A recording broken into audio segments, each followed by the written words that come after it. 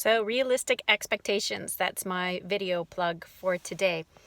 And I'm thinking about this as I'm parked at the school again today.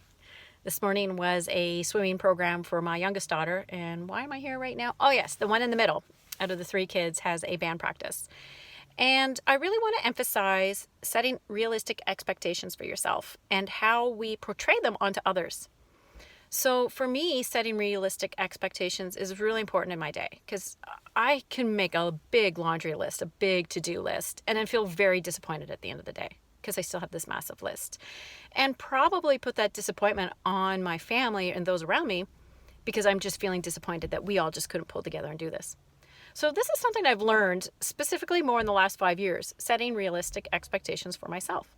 So as I think about picking this young child up, heading back home, making dinner, having homework. I mean, obviously this is because of I'm in the family way. This could be replicated in any way for any lifestyle that you may have. What is really realistic to accomplish? What the hell is important is really what I want to say. And make sure you get those things done. Not what society expects you to do based on your perceived role, but what you as a person, what do you want to do? And so I think tonight I'm going to focus on creating a healthy meal for my family, getting some homework done, and if we have some time, let's play a board game because it's Wednesday night. Talk to you later, and don't forget, set realistic expectations for yourself. If not for yourself, for the benefit of those around you. Bye.